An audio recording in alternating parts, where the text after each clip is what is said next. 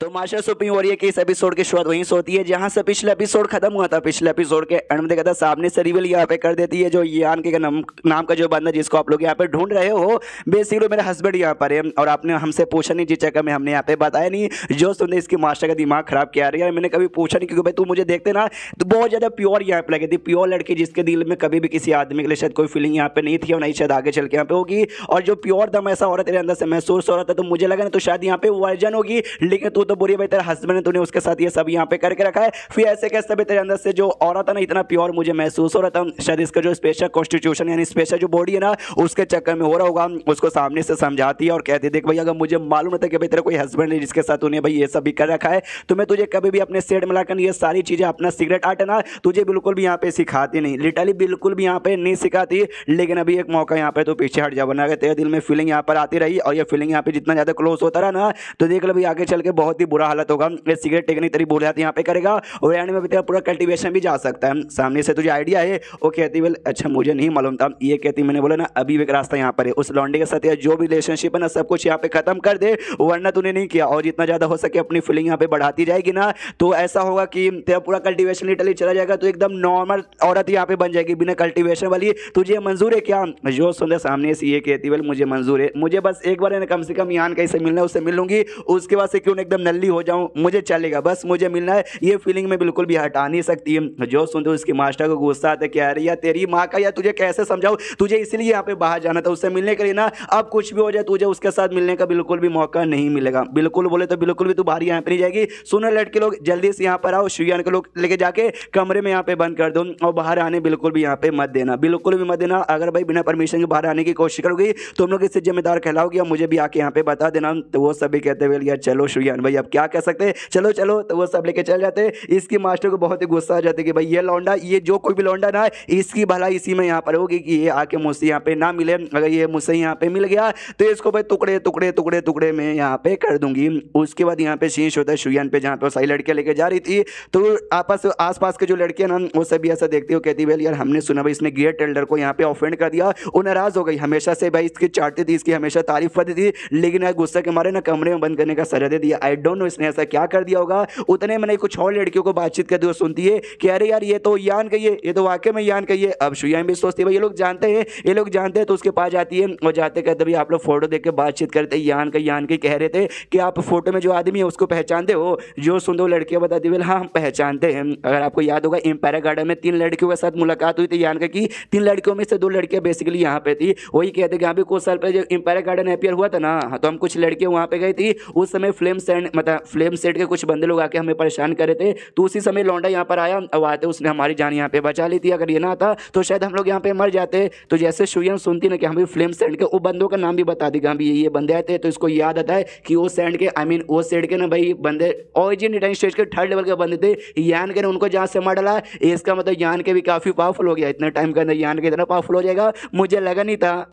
उसके बाद यहाँ पे शीश होता है 1 साल बाद, हाँ 1 साल बाद, जहाँ पे एक नाव के ऊपर एक फैमिली, वांग फिल्म की एक फैमिली है, वो फिशिंग करने यहाँ पर आई थी। तभी फैमिली का एक मेंबर है बहुत ही बड़ा फिश यहाँ पे पकड़ता है, उसको जहाँ से मारता है कहता है या बल्ले वाले हमने ये फिश यहाँ पे पकड़ लिया। ये फिश का भाई क्या बोलते हैं जो कोर यहाँ पर है ना, वो कोर बेचने में कम से कम 2 लाख है ना क्रिस्टल यहाँ पे मिल जाएगा, तो जल्दी से इसको लेके जाओ और इसका कोर निकाल लो। हाँ तो एक लड़की बेसिकली यहाँ पे थी, उसको बेसिकली फिश यहाँ पे देते हैं। तो जैसे वो लड़की यहाँ पे कोर निकाल दी ना, एक रिवर के 2-2 कोर निकले थे। अब ये भी कंफ्यूज कि भाई कितना अजीब फिश है, या 2-2 कोर कैसे थे? तो कोर एक ही था, दूसरा और कुछ नहीं बल्कि मोती यहाँ पे था। वो यान के छोटी दुनिया का जो मोती है ना, वो मोती जो फिश ने बेसिकली यहाँ पे खा लिया था।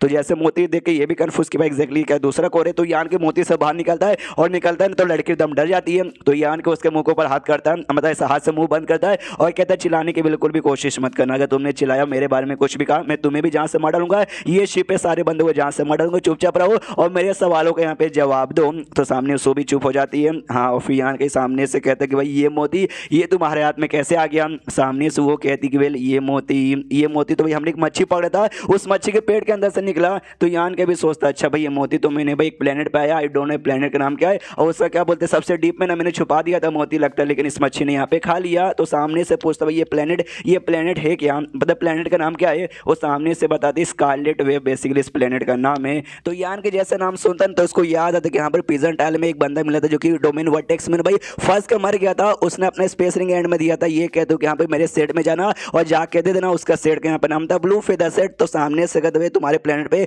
कोई ब्लू फेदर सेट नाम का कोई सेट है क्या? सामने से लड़की कहते हुए हाँ है, इनफैक्ट जो हमारी वांग फैमिली ना उसी सेट के अंडर में भी आती है। यान केवल तक कितना कमाल का कोइंसिडेंस है। ये लो स्पेस रिंग क्या तुम्हारे सेट के जो लीडर है ना उसकी मौत यहाँ पे ब्लड प्रिजन ट्रायल में हो चुकी है। हालांकि भाई मेरी कोई दोस्ती नहीं है, बस हमारी मुलाकात यहाँ पर हो गई थी। मैंने बचाने की कोशिश की लेकिन बचा नहीं पाया। एंड में मरते मरते उन्होंने कहा भाई कि कभी टाइम यहाँ पे मिले तो भाई मेरे सेट में जाना, मेरे बारे में बता देना और मेरा स्पेस रिंग भी यहाँ पे दे देना। तो ये स्पेस रिंग मुझे मिला, ये लो ये उन्हीं का स्पेस रिंग है। तो सामने से जो सुन के वो भी सैड हो जाते, कह रहे क्या हमारे सेट मास्टर की मौत हो गई। तो लौंडे भाई तुम्हारा नाम क्या है? तो क्या तुम मुझे बताओगे? मेरा नाम यहाँ पे इंग है। सामने से ये कहता अच्छा इंग है क्या? देखो भाई मेरा नाम क्या है वो ना है, तुम्हें जानने की यहाँ पे कोई भी जरूरत नहीं है। ये प्लेनेट पे हाल फिलहाल में कोई ऐसा कोई बहुत ही बड़ा कांड हो रहा है क्या जिसके बारे में तुम बता सकती हो? सामने से यदि बड़ा कांड हाँ हो रहा है, एक साल से ना क्या बोलते दो सेट, एक सेट का नाम यहाँ पे फ्लेम सेट है और सेकंड सेट का नाम यहाँ पे आईसी क्रिस्टल सेट है जिसमें भी सुइयां रहती है। और दोनों सेट मिलकर ना भाई किसी एक आदमी को यहाँ पे ढूंढ रहे हैं, उसका फोटो वजह सर्कुलेट करे। एग्जैक्टली आदमी कौन है आई डोंट नो। तो यान की समझ जाता है कि शायद भाई वो आदमी मैं ही हूँ, क्योंकि भाई एक साल पहले मैं भी यहाँ पर आया था और एक साल से बेसिकली मुझे ढूंढ रहे।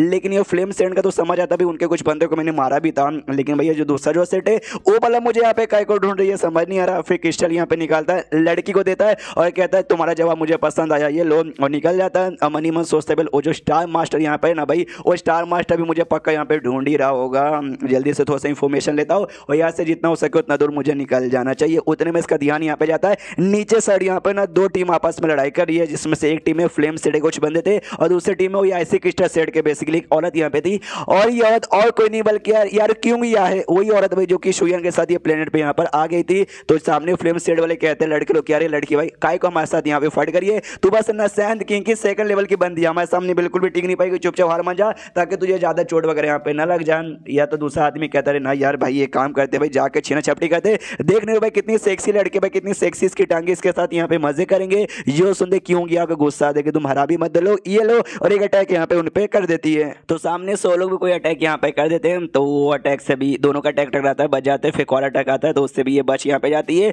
उनको सामने से ऐसा लगता है कि शायद भाई ना ये अटैक से एक बार बची लेकिन बार बार बचेगी नहीं, बार बार जानबूझ के अटैक के सामने आएगी ताकि इसकी मौत यहाँ पर हो जाए और हमें इसके मौके को फायदा उठाने का मौका ना मिले। लेकिन ऐसे कैसे भाई? तो सामने से एक रस्सी निकालते हैं और निकालते फेंक के उसको जकड़ देते हैं और कहता है देख ले औरत भाई ये जो रस्सी है ना कोई ऐसी वैसी रस्सी यहाँ पे नहीं है, एक बड़े कमाल के आर्टिफैक्ट रिफाइनर वाले ग्रैंड मास्टर ने यहाँ पे बनाया है। तू अपना पूरा पाव लगा देगी पूरा एकदम मतलब ऐसा पूरा का पूरा एनर्जी भी चोस देगी ना तो भी भाई ये बिल्कुल भी टूटने वाला नहीं है। यानी आज तो कैसे बचने वाली है। जो सुनते सामने से क्यों गया कहती है तुमको उसके बारे में टेंशन लेने की कोई जरूरत नहीं है, पीछे खाई यहाँ पे था और खाई में सीधे यहाँ पे कूद जाती है और जैसे कूदती है चैप्टर वहीं पे खत्म हो जाता है। तो चैप्टर खत्म तो वीडियो भी खत्म। तो मिलते हैं अगले किसी वीडियो में, जब तक के लिए बाय बाय।